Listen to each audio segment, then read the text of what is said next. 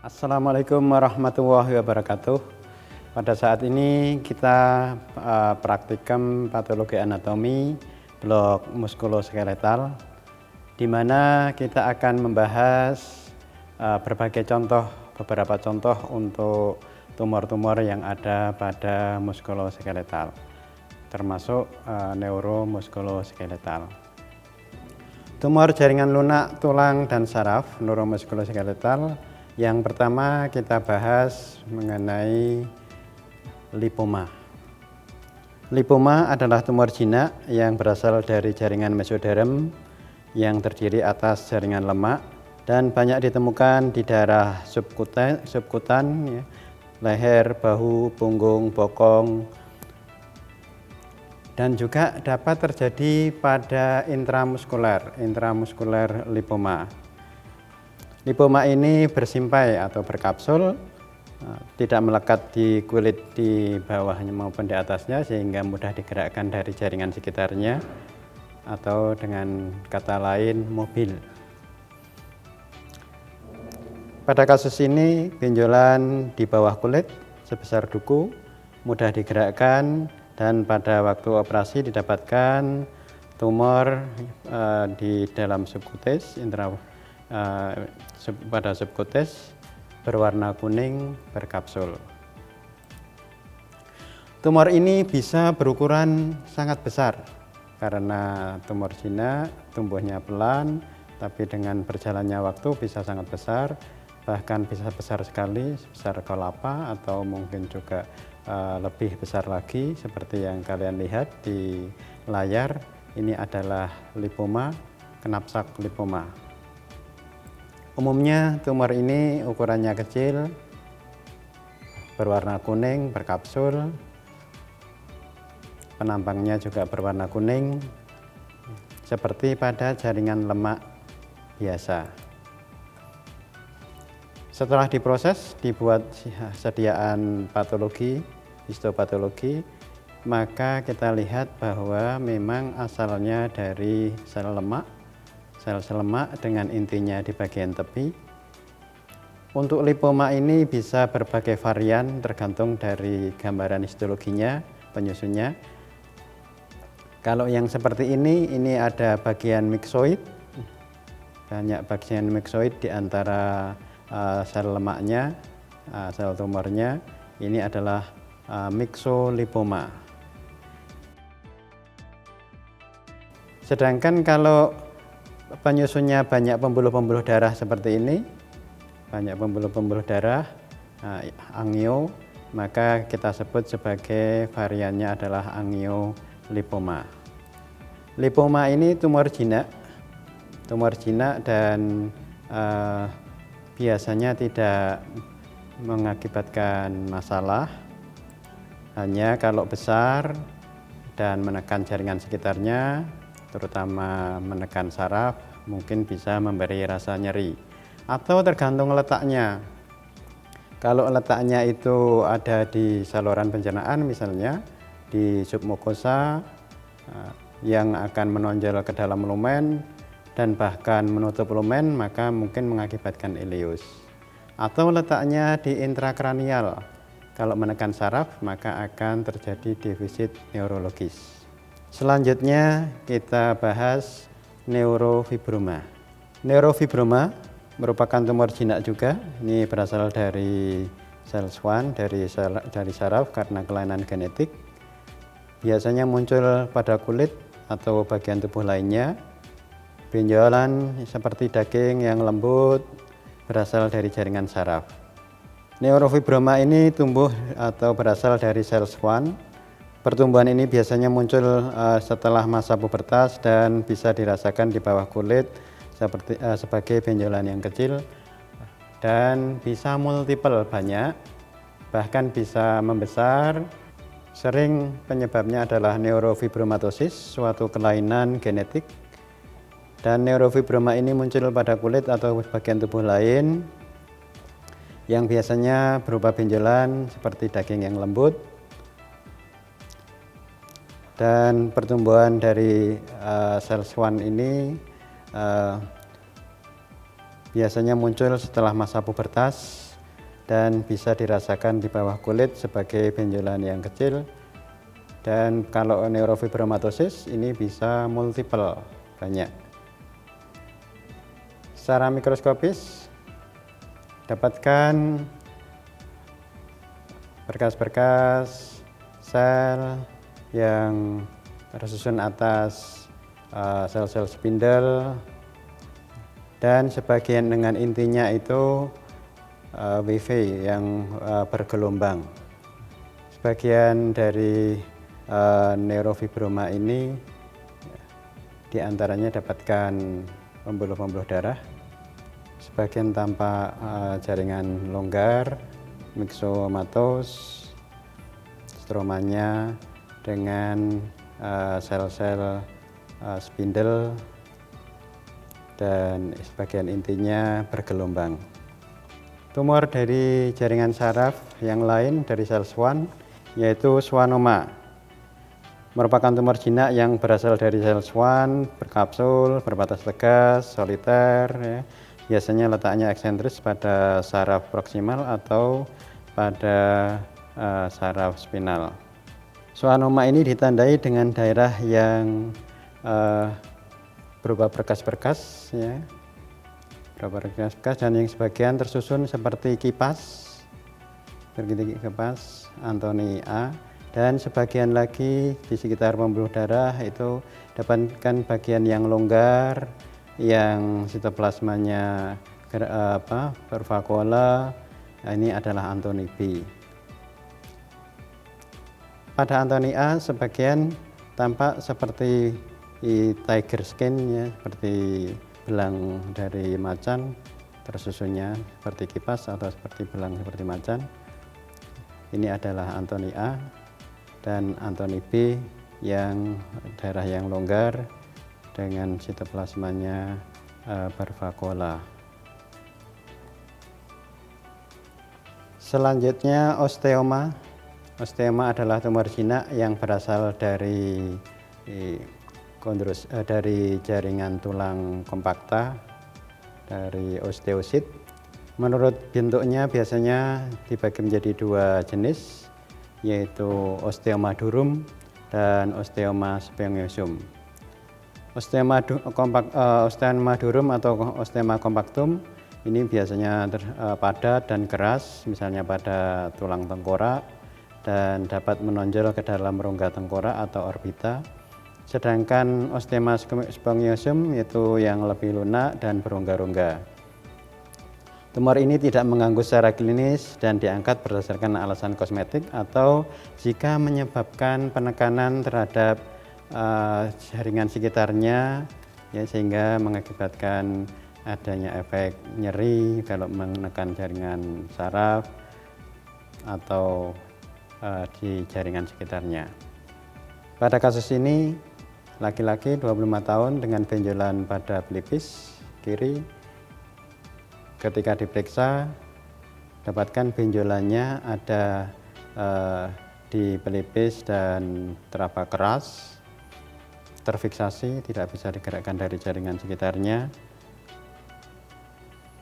Kemudian dilakukan radiologi, dilakukan CT scan.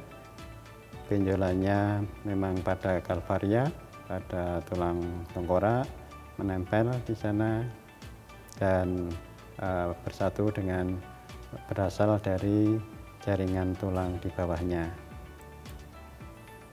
Intraoperatif, benjolannya dapatkan dan dilakukan pengambilan, dipotong, didapatkan jaringan yang keras,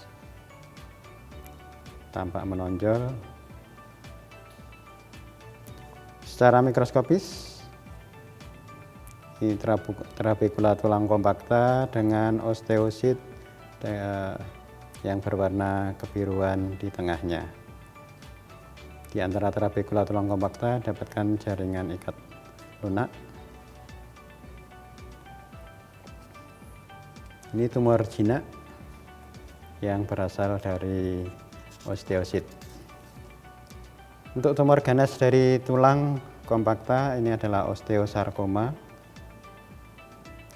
Ini bisa didapatkan terdistribusinya seperti pada gambar. Yang paling banyak adalah di persendian di tulang femur maupun pada kororis 60%, sedangkan 15% pada pelvis maupun pada koksa, dan 10% pada humerus proksimal, dan 8% pada mandibula maupun pada maksila.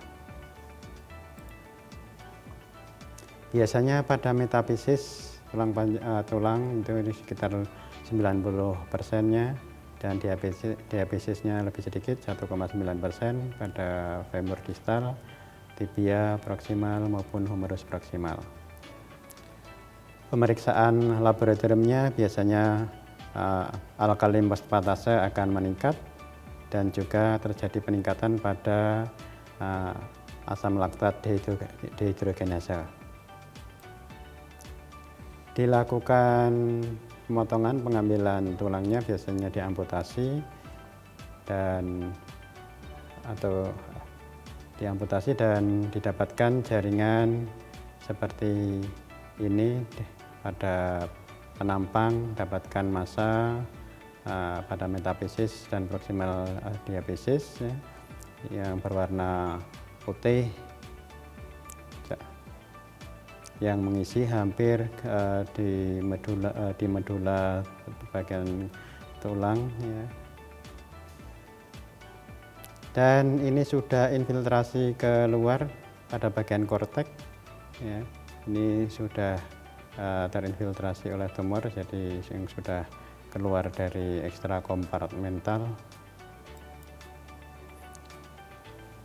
Kalau dilakukan radiologi sebelumnya, khas di sini dapatkan adanya gambaran segitiga Codman atau Codman triangle, dan pada bagian tepinya seperti gambaran sinar matahari, sun ray.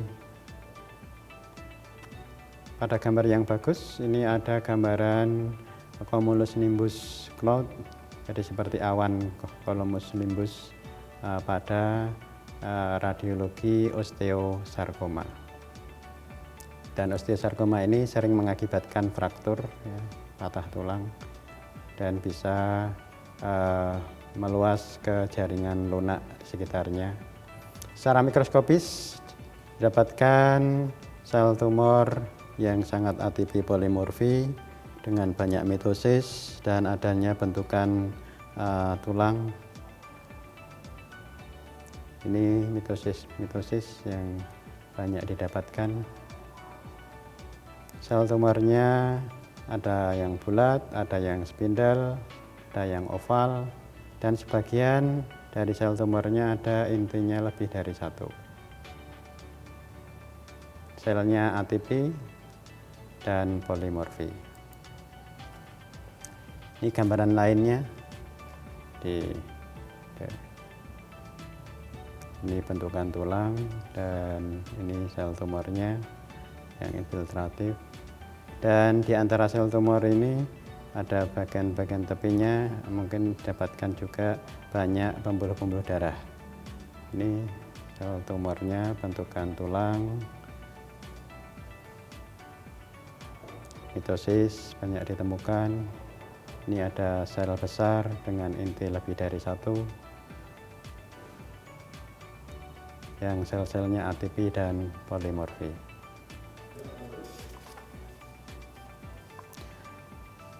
Kita lanjutkan dengan giant cell tumor. Giant cell tumor itu adalah tumor yang mempunyai perjalanan klinis yang kesannya ganas karena terjadi destruksi pada jaringan tulang, tetapi secara histologi tumor ini jinak. Pada kasus ini seorang laki-laki 32 tahun dengan benjolan pada lutut kiri sebelah samping luar yang terasa sesudah jatuh.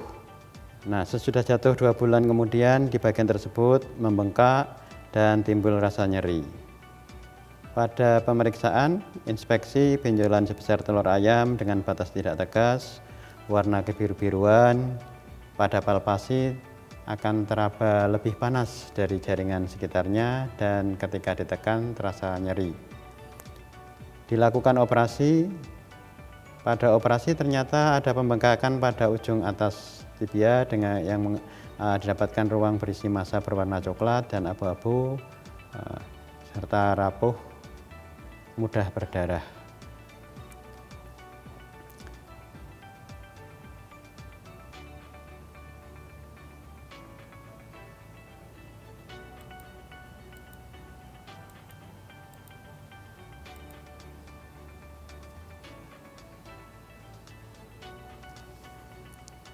Secara mikroskopis yang jelas tampak jelas adalah banyak didapatkan sel-sel raksasa multi-inti. Sel-sel raksasa multi-inti yang intinya tampak monomorf, ya, berkelompok di bagian tengah. Sel-sel besar atau sel raksasa multi-inti. Intinya bisa 5 bahkan bisa sampai 100 buah pada sel raksasa ini. Intinya bulat, poligonal, dan mungkin juga ada sebagian yang spindle, ya, di antara sel-sel raksasa ini, ya. Intinya banyak, bahkan bisa sampai 50 atau 100 buah multi-inti, diantaranya sel-sel spindle dari tumor, ya, atau bulat, oval. Secara histopatologi giant cell tumor ini intinya dari sel stroma sama dengan inti pada giant cell dengan 1-2 nukleus berisi berukuran kecil. Batas sitoplasmanya jelas, mungkin juga dapatkan mitosis, ya, tapi tidak didapatkan atipik, ya.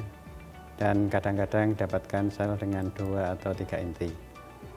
Beberapa variasi dari giant cell tumor ini, selnya mononukleus, bentuknya searah dengan kumparan, jadi seperti berkas-berkas, tersusun storiformis, dan dapatkan sel-sel yang berbuih seperti pada fibrosistositoma, dapatkan bagian-bagian fibrosis, ya. Dan juga bisa dapatkan aneurisma bronchis sekunder, mungkin juga dapatkan fokus pembentukan tulang, tapi ini tidak terlihat di sini.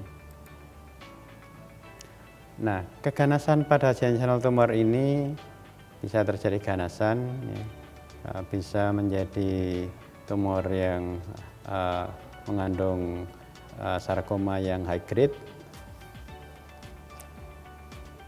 Jadi pada giant cell tumor ini biasanya dilakukan kuretase, dikerok, tapi sering terjadi residif, dan setelah residif yang berulang sangat mungkin bisa berubah menjadi ganas di malignant giant cell tumor. Kita lanjutkan dengan giant cell tumor of tendon sheath, suatu tumor yang kebanyakan kita temukan di ekstremitas dan tumbuhnya lambat. Ini merupakan tumor kedua yang terbanyak sesudah ganglion. Tumor biasanya tempatnya ada di sekitar persendian, di bagian proksimal dari jari, tampak seperti benjolan, dan sering mengakibatkan rasa nyeri. Dilakukan operasi, dapatkan massa di jarinya dan dilakukan pengambilan, merupakan massa yang berbatas tidak tegas, padat, permukaannya agak melendir. Mikroskopisnya dapatkan gambaran lobular pattern, jadi tampak lobuler.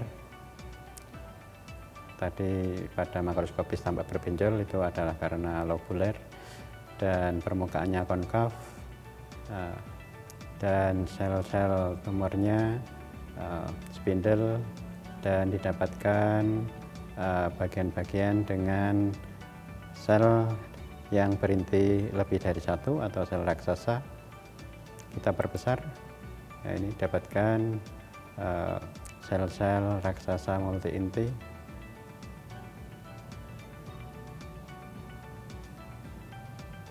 Sel-selnya monomorf, tidak ada ATP, tidak ada polimorfi, ini seluler, dan dapatkan bentukan sel raksasa multi inti. Tumor jinak.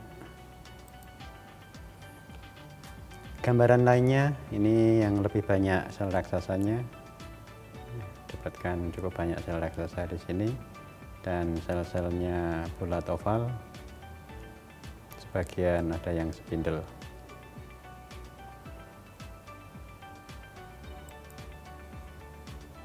Ini daerah dengan sel raksasa yang cukup banyak di sini. Sel-selnya tampak intinya monomorf, tidak ada ATP, tidak ada polimorfi. Ini sel raksasa, dan di sini yang sel-sel spindle diantaranya. Yang terbanyak lesinya yang sering kita temukan adalah ganglion. Ganglion adalah sebuah benjolan di atas tendon atau di dalam kapsul yang menutupi sebuah sendi. Ganglion ini biasanya disebut juga sebagai hernia sinovial atau kista sinovial, isinya mirip jeli. Ganglion dapat berkembang pada atau di dekat permukaan kulit dan biasanya muncul di antara usia 20 tahun atau 40 tahun. Ganglion banyak tumbuh di tangan atau pergelangan tangan, dan kondisi ini biasanya dialami oleh orang yang mengalami bowling, bola tangan, bulu tangkis, kasti, atau tenis, pelari, ya, atau karena trauma, sehingga bisa muncul ganglion ini. Secara mikroskopis pada perbesaran lemah tampak jaringan ikat pseudokista. Jadi ini ada ruangan. Ruangan ini kalau secara makroskopis itu berisi jeli, massa seperti jeli, tapi di sini hanya tampak warnanya eosinofil, massa eosinofil, kistik, dengan stromanya myxoid, dan stroma dari jaringan ikat. Di antara jaringan ini ada fokus-fokus pseudokista, jadi ada bagian-bagian yang kistik karena terjadi degenerasi myxoid atau perlunakan jaringan ikat yang terjadi di sini. Gambaran lainnya di sini dari bagian kistiknya dibatasi oleh jaringan ikat, dan bagian myxoid ya, longgar. Didapatkan bagian-bagian yang mengalami degenerasi myxoid sehingga tampak sebagai pseudokista. Kelainan yang sering kita temui pula yaitu osteomyelitis, suatu infeksi pada tulang. Adanya osteomyelitis dari namanya aja, itis yaitu radang, pada osteo, dan pada sumsum tulang. Jadi pada tulang dan sumsum tulang. Dapatkan bagian-bagian nekrosis, mungkin juga di sini ada bagian nekrosis betulang. Kemudian infiltrat sel radang, ada bagian yang hemoragis, eritrosit, terjadi ekstravasasi eritrosit. Mungkin juga ada bagian-bagian yang seperti ini, sembab, ya, dan dengan infiltrat sel radang, ada bagian nekrosis. Nekrosis pada tulang ini kita sebut sebagai sequester. Infiltrat sel radangnya ini banyak leukosit, polimorfonuklear, mungkin pula didapatkan limfosit, dan di sini kita lihat adanya jaringan granulasi. Jaringan granulasi adalah proliferasi dari jaringan ikat dan pembuluh-pembuluh darah, pembuluh-pembuluh kapiler. Dapatkan bagian-bagian yang nekrosis di sini, yang sebagai massa amorf, eosinofil, dengan inti-inti yang sudah terjadi degradasi. Nah, kalau ini adalah bagian tulang, maka ini adalah sequester, jaringan nekrosis pada tulang. Kita lanjutkan dengan tumor ganas synovial sarkoma. Synovial sarkoma ini biasanya memang di daerah persendian, tapi tidak sesuai dengan namanya. Ini bukan berasal dari synovial, asalnya masih diperdebatkan, berasal dari yang selain synovial. Tumor ganas ini sering tumbuhnya cepat, ya, dan menginfiltrasi jaringan sekitarnya.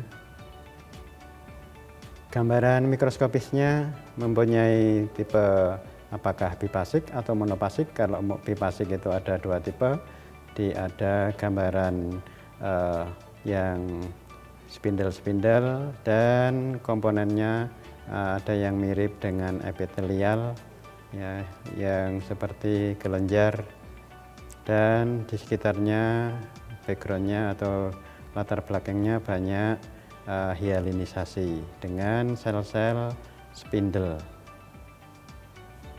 Ini yang tipe bipasik, sedangkan kalau yang monopasik ini hanya satu macam saja yang tampak, ya, biasanya adalah yang spindel-spindel seluler, ya, di antara jaringan yang ada hyalinisasinya. Tumor ganas ini mempunyai gambaran seperti kelenjar, ya, dan bagian yang spindel. Ini adalah synovial sarkoma yang klasik, ya, yang bipolar, yang ada komponen dua macam, kelenjar dan spindel seluler. Intinya hiperkromatis, mitosisnya banyak ditemukan. Yang monopasik ini tipe fibrosa, di sel-selnya spindel, seperti berkas-berkas, ya. Berkas-berkasnya ada yang besar dan tampak lebih gelap, ya. Sedangkan yang longgar itu tampak lebih terang. Yang longgar, yang seluler longgar ini tampak lebih terang, sedangkan yang lebih padat itu tampak lebih gelap. Untuk yang bipasik itu kelenjar dan spindel, sel-selnya sebagian tampak lebih padat, ya, lebih gelap. Dengan pengecatan khusus pada bagian kelenjarnya, ternyata keratinnya positif. Jadi pada komponen yang tampak glanduler dengan citokeratin, pengecatan khusus imunohistokimia itu positif, yang menunjukkan bahwa itu gambarannya adalah gambaran epitelial atau sel epitelial. Ini yang coklat-coklat, ini citokeratinnya positif pada sarkoma synovial. Sedangkan pada komponen yang spindel tidak tercat keratin. Jadi memang hanya komponen glanduler kelenjarnya yang tercat positif keratinnya. Sering juga dilakukan pemeriksaan aspirasi jarum halus. Jadi sebelum dikirim ke dokter bedah, biasanya dokter bedah juga akan mengirim ke bagian patologi anatomi untuk pemeriksaan aspirasi jarum halus. Kalau dilakukan aspirasi jarum halus akan kita dapatkan kelompokan sel-sel spindel dengan intinya hiperkromatis, atipi dan polimorfi. Mungkin juga didapatkan bagian seperti glanduler, tubular-tubular seperti ini. Ini adalah yang bipasik sinovial sarkoma. Jelas selnya atipi, polimorfi, kromatin intinya irregular. Ini adalah hasil aspirasi sinovial sarkoma. Kita lanjutkan dengan fibrosdysplasia. Fibrosdysplasia adalah kelainan pada tulang di mana terjadi pertumbuhan abnormal jaringan ikat fibrosa atau jaringan ikat. Jadi lesi ini bisa meluas dan bertambah besar sehingga menyebabkan tulang menjadi rentan dan dapat terjadi fraktur maupun deformitas atau perubahan bentuk. Secara mikroskopis tampak di sini lesi yang tulangnya terbentuk seperti letter C atau huruf C, dan di sekitarnya ini adalah jaringan ikat ya, dengan latar belakang jaringan ikat atau jaringan lunak, jaringan ikat fibros. Dan kelainan ini sering mengenai pada tulang femur, kruris, iga, tengkorak, lengan atas maupun panggul. Mempunyai dua tipe, yaitu displasia fibrosa yang monostotik kalau mengenai satu tulang, dan bisa terjadi yang poliostotik atau yang mengenai lebih dari satu tulang, dan ini bisa berakibat lebih berat ya. Untuk yang poliostotik ini sering ditemukan lebih awal, biasanya gejalanya timbul sebelum usia 10 tahun.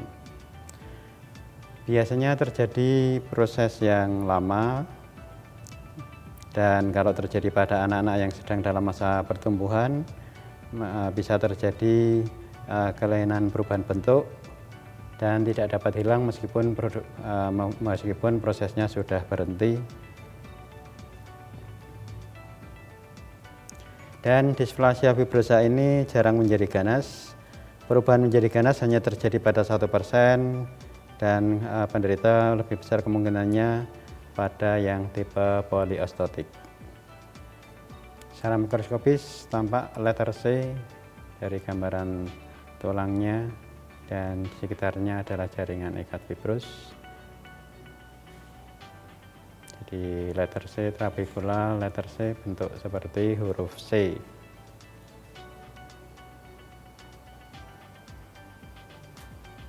Dan tidak didapatkan bagian tepinya osteoblasnya. Ini gambaran mikroskopis perbesaran lemah dari fibrosdysplasia. Didapatkan trabecula tulang kompakta yang bentuknya letter C,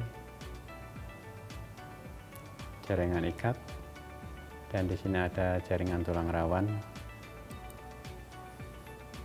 Kita lanjutkan dengan tumor jinak yang berasal dari tulang rawan atau kondroma atau enkondroma. Penonjolan tulang yang berbatas tegas terfiksir di jaringan di bawahnya, dan ketika diambil tersusun atas sel-sel tulang rawan atau berasal dari tulang rawan. Merupakan tumor jinak yang sering didapatkan pada anak-anak. Ketika dilakukan radiasi atau dilakukan pemeriksaan radiologis ya, didapatkan benjolan yang radiolusen, batasnya baik, batasnya tegas. Kadang juga bisa pada metafisis sentral atau mungkin eksentris, dia akan tampak lebih ke tepi. Tidak didapatkan adanya destruksi, korteknya tidak destruksi, dan tidak didapatkan invasi atau perluasan ke jaringan lunak sekitarnya. Di sini berbatas tegas. Secara histopatologi, vaskuler, hiposeluler ya, umumnya dengan matrik hialin atau mixoid atau kondroid, kadang-kadang multinoduler ya. Pada tulang yang kecil, pada tangan, kaki, jari-jari biasanya selnya lebih seluler, dan kalau tanpa pemeriksaan radiologis mungkin dikira suatu malignansi, karena kalau seluler itu cenderung secara histologi itu ke arah malignansi. Dapatkan sel-sel kondrosit di antara matrik hialin. Gambaran lain dari kondroma ini tersusun atas kondrosit di antara matrik hialin, dan umumnya selnya satu-satu, ya. Sebagian ada yang berkelompok, tampak monomorf, tidak ada atipi, tidak ada polimorfi, tidak ada tanda-tanda ganas. Pada perbesaran lebih kuat, ini adalah kondrosit, ada yang intinya satu, ada yang tersusun atas 2 sel seperti ini, ada yang dalam kelompokan. Kalian perhatikan antara inti dengan sitoplasmanya lebih banyak sitoplasmanya. Kalau menjadi ganas dari kondrosit ini menjadi kondrosarkoma, suatu tumor ganas yang di buku petunjuk kalian tidak ada, ya, tapi ini penting untuk disampaikan. Tumor ganas dari jaringan tulang rawan biasanya muncul dari jaringan tulang rawan dan menonjol, bahkan bisa ekstra kompartmental, bisa menginfiltrasi ke jaringan lunak di sekitarnya. Ini yang intrakompartmental yang masih di tulang, dan penampangnya seperti pasir, seperti pasir. Jadi kalau diraba itu seperti butiran pasir. Untuk kondrosarkoma ini prognosisnya tergantung dari selularitas, besar inti, dan hiperkromasi dari intinya. Untuk grade 1 itu selularitasnya ringan, jadi selnya masih tampak berjauhan, ya, tidak padat. Nah, kalau lebih padat lagi maka grade-nya akan meningkat. Nah, grade 2 intinya akan lebih besar dan lebih hiperkromatis, intinya lebih terwarnai, lebih gelap, ya. Dan dalam kelompokannya bisa lebih dari 1 sel. Ini dalam sel-sel dalam kelompokan, ada yang tunggal, ada yang intinya lebih dari 1, ya. Ini adalah kondrosarkoma seluler. Tumor pada tulang yang juga banyak kita temukan meskipun tidak ada di buku petunjuk, ya. Ini adalah Ewing sarkoma, banyak didapatkan pada anak-anak, merupakan tumor primer yang bisa mengakibatkan destruksi pada tulang, bahkan juga bisa infiltrasi ke jaringan lunak di sekitarnya. Merupakan sarkoma sel bulat yang memperlihatkan berbagai tingkatan diferensiasi neuroektodermal. Ewing sarkoma ini disebut juga sebagai primitif neuroektodermal tumor. Secara klinis ini 6-8% dari seluruh keganasan tulang primer, lebih sering pada pria, dan merupakan sarkoma kedua tersering pada anak-anak selain neuroblastom atau retinoblastom. Lokasinya pada diabetes atau metadiabetes tulang panjang, pada pelvis maupun iga. Secara radiologis dapatkan osteolitik, ya, batasnya tidak tegas, dan ada gambaran Mut-Itten dan Ionin-skin apparent pada radiologisnya. Lapisan korteknya irregular, ada massa di jaringan lunak dengan batas yang tidak tegas. Histopatologinya, morfologinya bervariasi, tapi sebagian besar tersusun atas sel-sel kecil dengan inti bulat, kromatin intinya halus, sitoplasmanya sedikit, bisa jernih, bisa juga eosinofil sitoplasmanya. Sebagian ada sel-sel besar dengan inti yang mencolok, ya, dengan bentuknya irregular. Ya. Pada pemeriksaan PAS periodik acid Swiss ini dapatkan positif, ya, karena berisi glikogen. Didapatkan juga bagian-bagian yang tampak tersusun seperti roset, ya, hammerite roset. Ini roset itu seperti bunga ros, bunga. Dan juga mungkin didapatkan bagian-bagian nekrosis dengan sel yang viabel dan sering didapatkan pada bagian perivaskuler. Ini gambaran lain dari Ewing sarkoma, sel-selnya bulat, kecil, intinya hiperkromatis, dengan sitoplasmanya jernih, ya. Dan sering juga dapatkan gambaran seperti ini, gambaran roset, ya. Dan gambaran roset ini biasanya ditemukan pada sel-sel yang primitif, maka kelompok Ewing sarkoma ini masuk di dalam primitif neuroektodermal tumor.